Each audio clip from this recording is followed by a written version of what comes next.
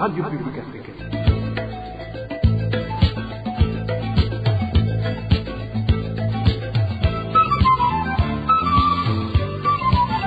Radio Publique Africaine.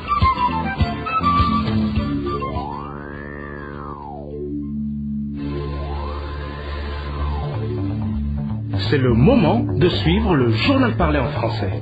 À la présentation, Émile Nivasumbo. Bienvenue chers auditeurs dans le journal du 2 mai 2023. D'abord les principaux titres.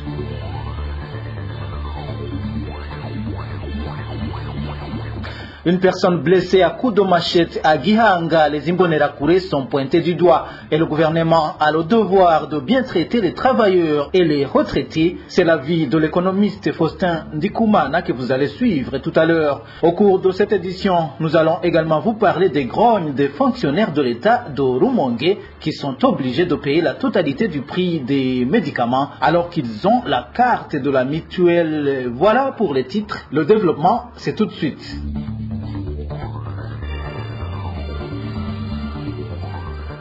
Ce mardi, ont démarré à Bujumbura les travaux du 11e sommet du mécanisme régional de suivi de l'accord cadre pour la paix, la sécurité et la coopération pour la République démocratique du Congo et la région. Jusqu'à la fin de la semaine, les hautes autorités des pays de la région évalueront cet accord signé il y a 10 ans à Addis Abeba en Éthiopie. C'est l'occasion d'analyser aussi la mise en application de l'accord de Luanda et celui de Nairobi pour le retour de la paix en RDC et dans la région. La rencontre des chefs d'État de la région, elle, est programmée pour samedi. Il est également prévu qu'à cette occasion, le secrétaire général des Nations Unies, Antonio Guterres, se déplacera pour rencontrer le président Evariste Ndayishimiye ainsi que d'autres leaders de la région.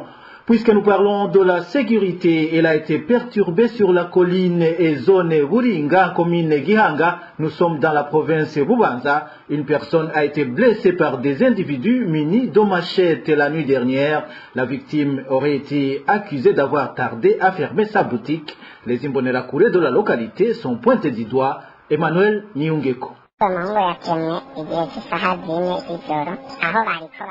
La victime s'appelle Elisene Nahazwe. Selon des témoins, les auteurs du crime l'ont trouvé devant sa boutique se trouvant sur la 9e transversale. Attaquée par un groupe d'individus armés de machettes, Elisene Nahazwe aurait été accusée d'avoir tardé à fermer sa boutique et de perturber les activités de patrouille nocturne. Les Imbonerakure de la localité sont soupçonnés d'avoir commis ce crime.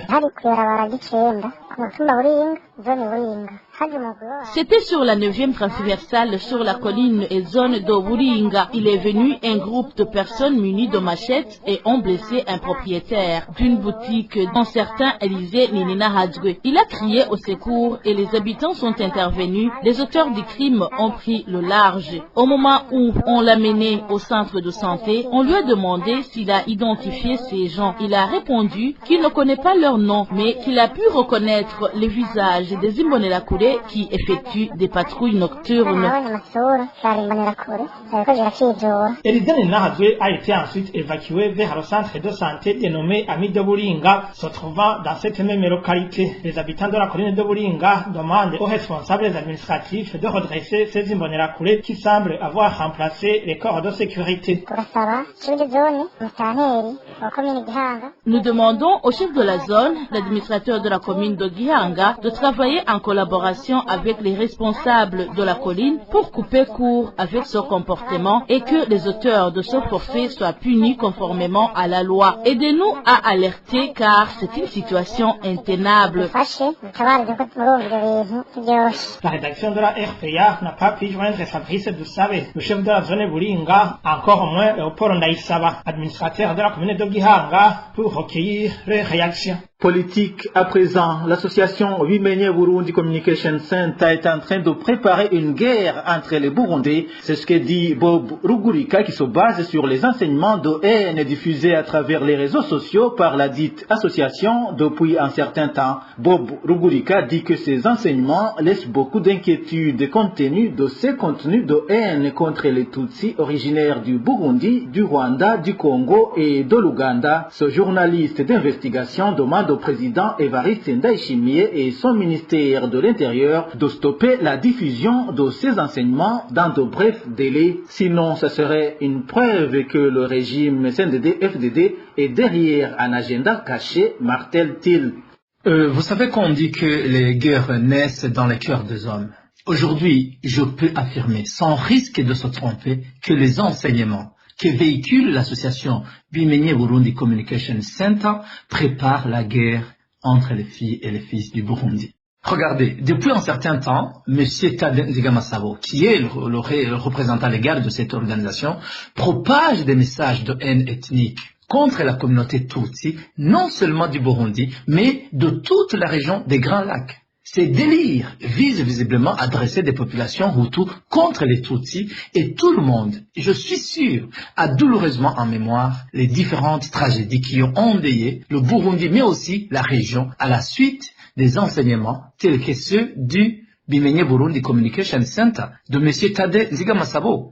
Le président de la République, Évariste Ndayishimiye, et son ministre de l'Intérieur sont particulièrement interpellés pour faire cesser les activités de cette organisation, visiblement soutenues par certains ténors du parti au pouvoir, le CNDD-FDD. Au fait, si cela ne s'arrête pas, c'est signe que le pouvoir en place serait derrière cet agenda caché, et les conséquences ne tarderaient à se manifester. En outre, je voudrais inviter ici les autorités policières et judiciaires de se saisir de ce cas, parce que les enseignements de cette organisation ne sont ni moins ni plus qu'un appel à la haine ethnique avec tous les risques y relatifs. Dans un instant, nous abordons la page justice.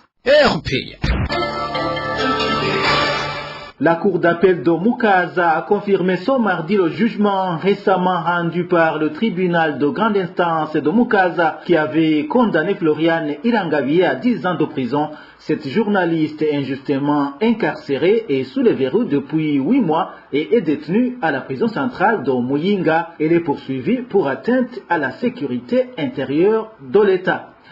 Dr Christophe Sahabo, lui, totalise 1 année et 1 mois en prison. Sa défense parle d'injustice notoire. Passer plus d'1 année sans procès, cela prouve que le dossier manque d'éléments. Dans de cas pareils, la loi burundaise exige une libération du prévenu pour manque de preuves. C'est ce que dit Maître Gustave Nyonzima, un des avocats de Dr Christophe Sahabo devant les juridictions internationales. Juridiquement étant, avec 13 mois de prison, sans procès, on voit que son dossier est vide de sens, qu'il n'y a pas de preuve tangible à son égard. Et il y a une violation flagrante des articles 155, alinéa 4, 156 et 214 du Code de procédure pénale, voire même l'article 217 du Code de procédure pénale. Et ces articles exigent une libération, il estime du fait que s'il n'y a pas de preuve que le prévenu passe un délai d'1 an, il devait normalement être relâché. Et l'article 38 de la Constitution aussi a été transgressé, puisque cet article exige que toute personne a droit dans une procédure judiciaire à ce que sa cause soit entendue équitablement et être jugée dans un délai raisonnable. Ce n'est pas le cas pour l'incarcération du docteur Christophe Sahabo. Et d'ailleurs, l'article même 23 de la Constitution exige que nul ne sera traité de manière arbitraire par l'État ou ses organes, et que l'État a l'obligation d'indemniser toute personne victime de traitement arbitraire de son fait ou de ses organes.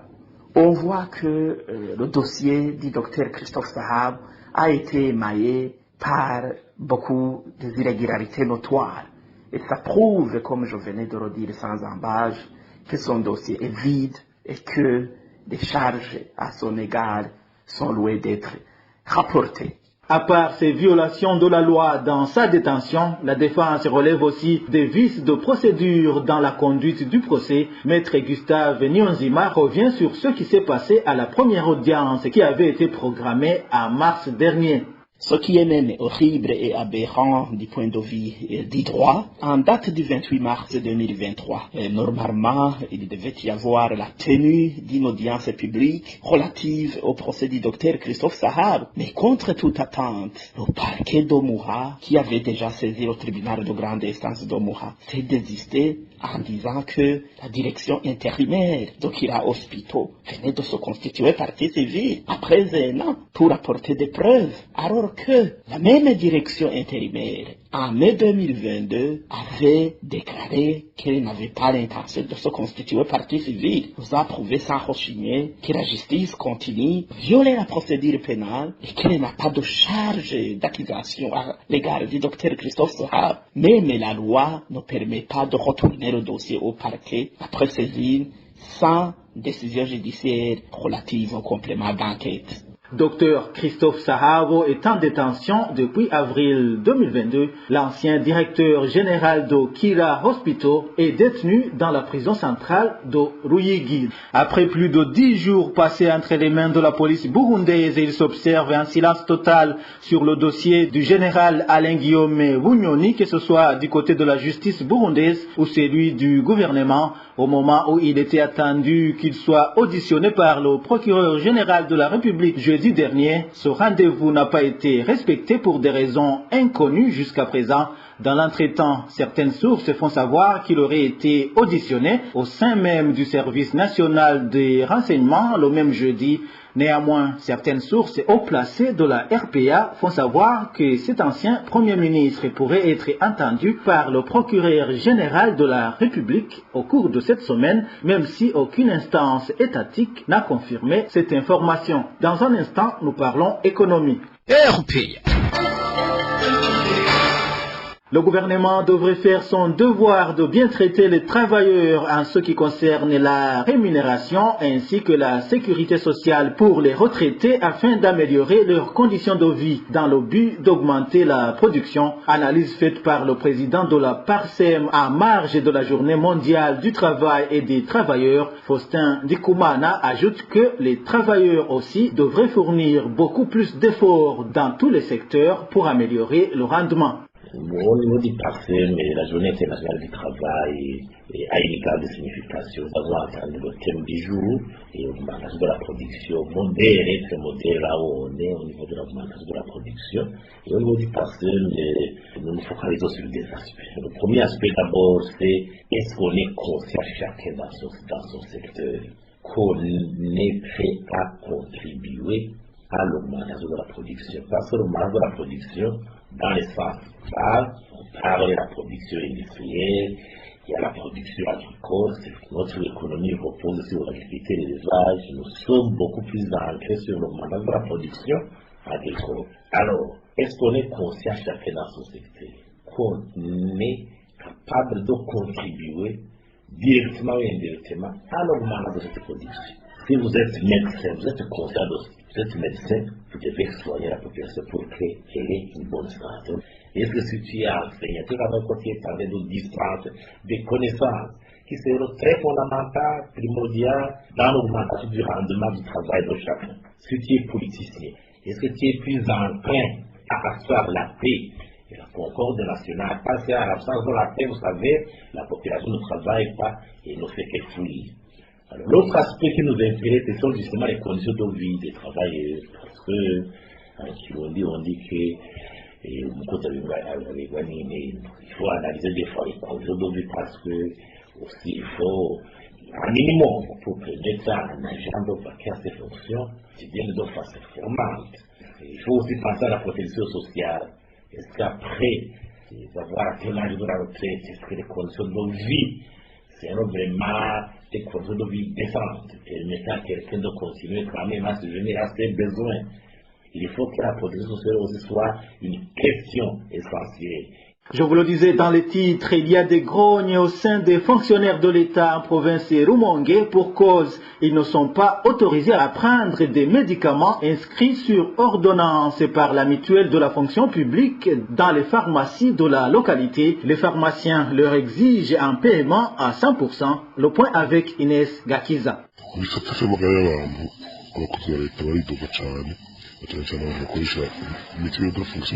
Ce sont là les grognes des fonctionnaires d'État de la province Rumongue utilisant les cartes mutuelles pour se faire soigner. Selon ces fonctionnaires, la carte mutuelle ne leur sert plus à grand-chose quand il faut se procurer des médicaments. Ils affirment qu'on leur refuse des médicaments, non pas parce qu'il n'y en a pas, mais pour d'autres raisons. Ceux qui paient 100% n'ont aucun problème de s'en procurer, affirme-t-il.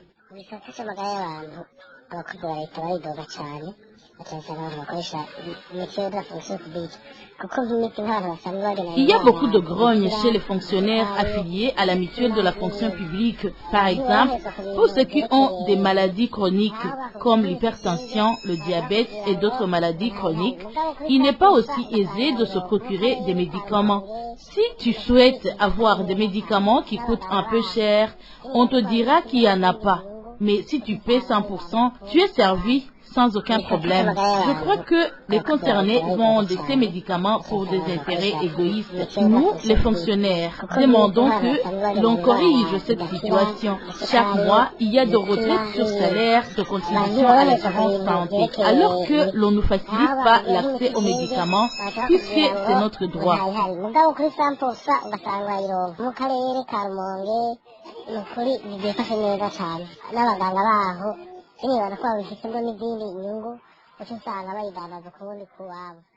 Ces fonctionnaires ne comprennent pas pourquoi ils ne sont pas servis alors que chaque mois leurs contributions sont retenues à la source. Les services de santé en province Rumongue auraient des intérêts cachés qui les empêchent de donner des médicaments aux patients. La RPA n'a pas encore pu joindre les responsables de la mutuelle. Pour clore cette édition, parlons de ces lamentations de certains habitants des environs de l'église du Rocher au quartier Kizingwe Vihara de la zone Kanyosha. Nous sommes dans la commune Muha, à mairie de Bujumbura. Ces habitants accusent de tapage nocturne cette église en précisant que certaines prières se font durant les heures avancées de la nuit. Marie-Ange Irakoze nous en dit plus. Certains habitants du quartier Kizingwe Vihara ont dit à la RPA qu'ils sont habitués de ne pas se reposer tous les dimanches durant les heures de la soirée pour cause la sonorisation de l'église du Rocher qui les gêne. Ces habitants précisent que des prières qui commencent de 18 heures se terminent aux heures avancées de la nuit. L'église du Rocher a été érigée au milieu de notre quartier et ce qui nous gêne, ce sont les prières faites tous les dimanches durant les heures avancées de la nuit. Ils jouent la musique et parlent avec des micros de 19h jusqu'à 2h ou 3h du matin. Pour ces habitants, le mieux à faire est que cette église réorganise son horaire de culte. Ils demandent ainsi aux administratifs de les aider pour que leurs souhaits soient accomplis. Nous ne sommes pas contre les prières, car nous aussi nous prions, mais le faire durant le moment de repos, ça devient gênant. C'est pendant ce moment qu'on se repose après le travail qui nous fatigue, mais aussi c'est le moment de dormir pour les enfants. Pour ce, nous demandons aux administratifs de nous aider et demandons également aux responsables de cette église de ne plus faire cela. S'ils veulent prier, qu'ils le fassent durant les heures normales, comme la journée. La rédaction de la RPA a cherché à joindre par téléphone Évariste Ndaïsaba, le chef de quartier Kizingwe Vihara. Il nous a répondu qu'il est pris par d'autres obligations. Voilà, c'est par ici que nous mettons un point final au journal du 2 mai 2023. Merci à vous tous qui nous avez suivis à la présentation. C'était Émile Niwasumba. Passez une agréable soirée chez vous. Au revoir.